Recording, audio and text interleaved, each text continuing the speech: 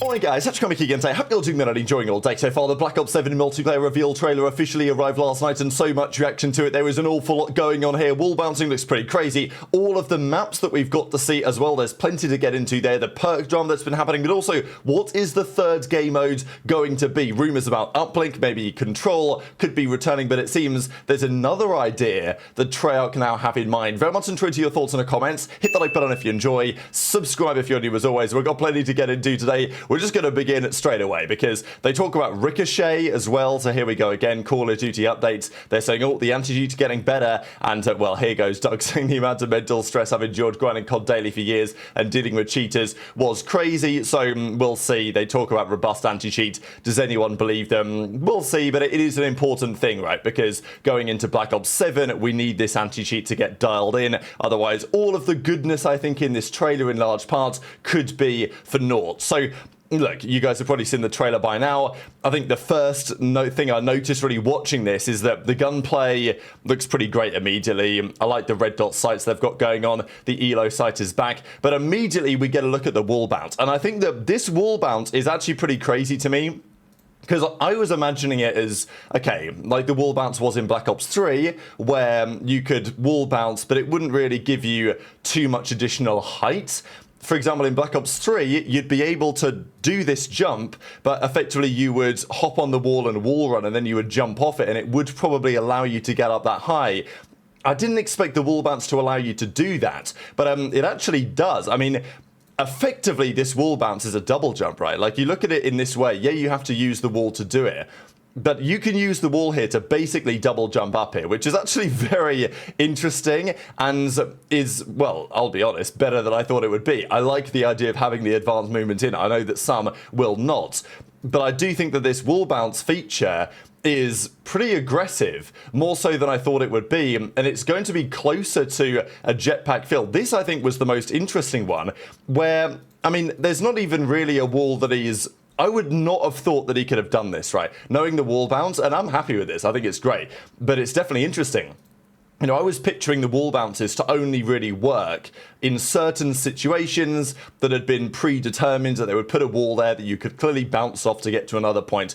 But effectively, he's in a gunfight here, and he decides to hit the little wall bounce and then slam him in the face with a grenade launcher.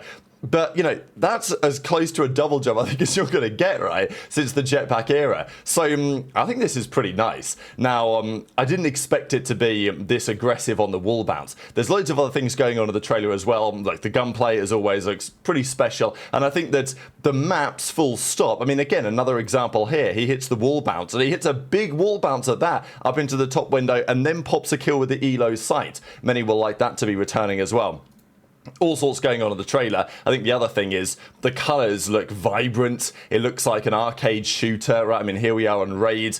The colors look great. I think that's a big thing compared to some of the COD reveals and the CODs in general we have had over the last few years. So definitely some discussion worthy on wall bouncing here, because these are the specific wall bouncing clips, and they do add a lot in terms of verticality, in terms of advanced movement, in terms of possibilities as to what you can do on the maps and even in gunfights themselves. Because, you know, especially this second wall, this wall goes all the way around. Presumably anywhere on that wall, if you're in a gunfight, you know, you just stand around and then you hit a little wall bounce, you hit effectively a little double jump going on. It's going to get pretty spicy, and some will like it, some will not like it, but the wall bouncing looks pretty tasty to say the least. I'm sure that Shotzzy will have some thoughts on that in due course. Now, these are all of the launch maps that we're going to get with the game. Now, some of these are going to be like larger maps that aren't really going to be designed with competitive in mind. We will just quickly run through what some of these look like. I know that you guys can't see here on the screen the name of these maps or all of the pictures, but I'll just kind of run through it and tell you what's going on. So this is Black Heart. This is a map called Cortex. Now, this actually, I don't know, I look at this part, this reminds me a bit of like Hunted from Black Ops 3. I think the first thing to note is that these maps look good. I will say that a lot of these maps, as I go through them, there's not a lot of like visual clutter going on. This is a map called Exposure. And yeah, it might not be great, and for many of these maps, we don't have the layout. I mean, we don't have the layouts of any of them. So I can't tell you by looking at it whether it's going to be good for competitive. This one is called Imprint.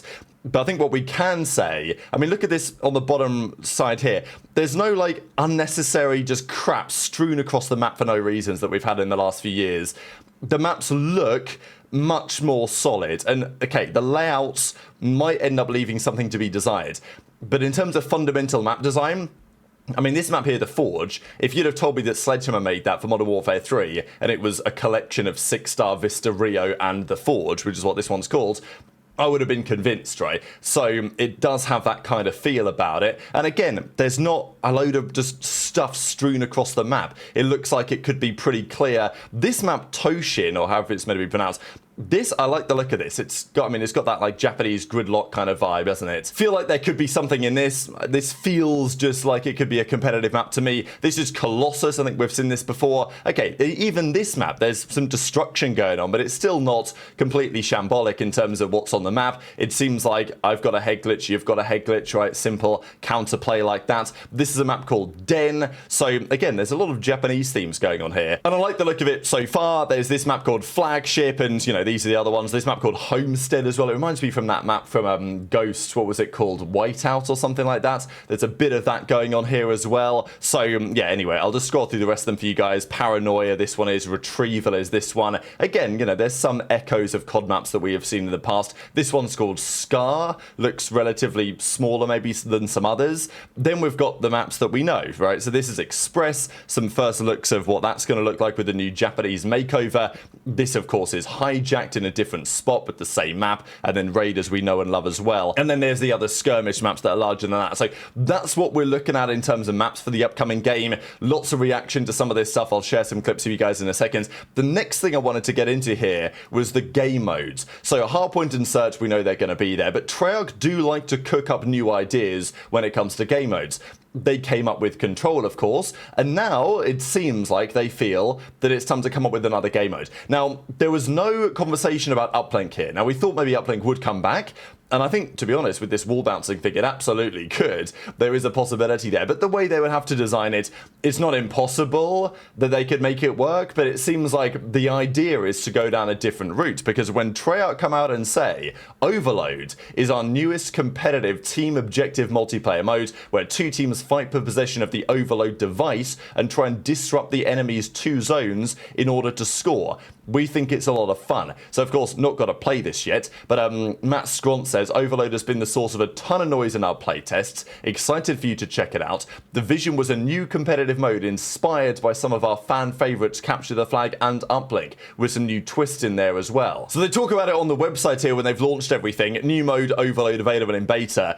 Fight for possession of this Overload device in this new push and pull 6v6 respawn mode. Obviously, we'll play it 4v4. That challenges teams to overload the enemy's control zones. So again, it seems like it's a bit of a mix of a number of game modes that we've had over the last few years. One device spawns on the map at a time, so get in there and grab it before the other side can. So there's a little bit of CTF, uplink, kind of like oddball going on here. The team in charge of the device must protect the carrier as they run towards one of the two designated zones near the enemy team's starting spawn, disrupt one of the zones in time to score a point, and spawn a new device in the field. So it's kind of a hybrid of some of these other modes. The position of the device is indicated on the HUD and the TAC map, so be prepared for an intense tug of war as the device changes hands often throughout the match. Any player holding the item benefits some personal radar to detect nearby enemies attempting to steal it away. At halftime, the side switch, stick together, whatever. Now, there was also a talk that apparently instead of overtime for this mode, the second half just continues, but with no respawns until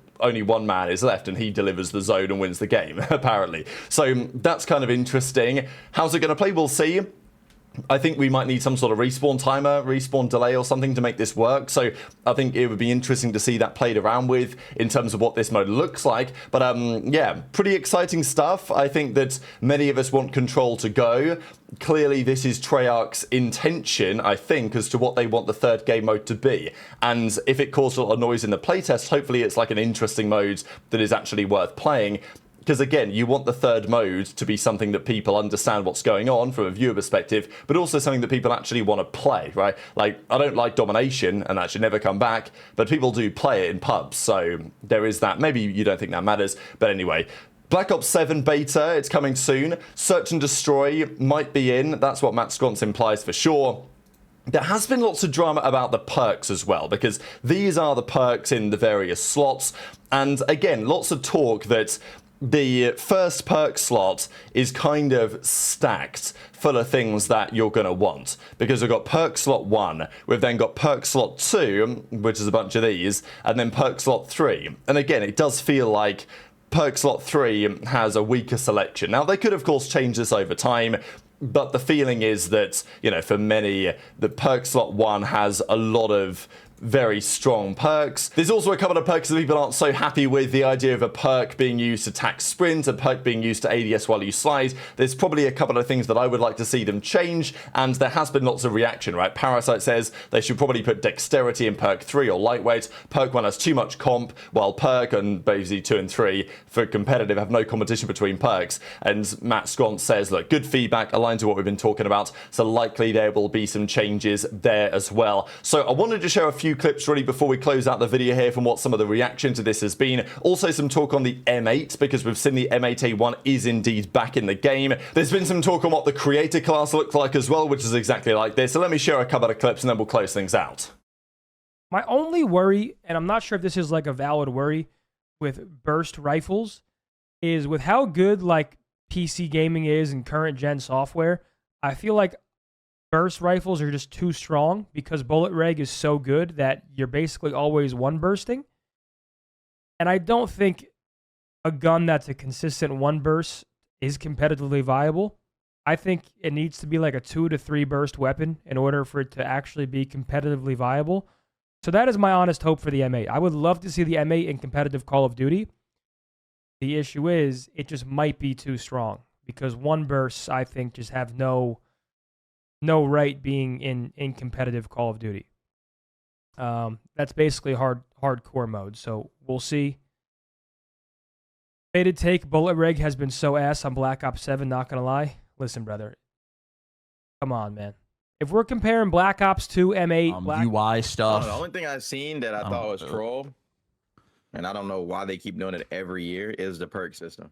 Yeah, it's because they want to do the 3 perk like combat specialist thing. You know what I mean? Like the well, I 3 get color that part, thing. but like, why do they always put the best perks in one slot? Yeah, like that doesn't make sense. Like perk 1 is literally every perk that's used in comp. Like yeah, there's a lot in that one because it's like what tac, dex, ninja, lightweight. There's a bunch. Active camo might be good. Yeah, it's a fucking. Yeah, I was just about to say that.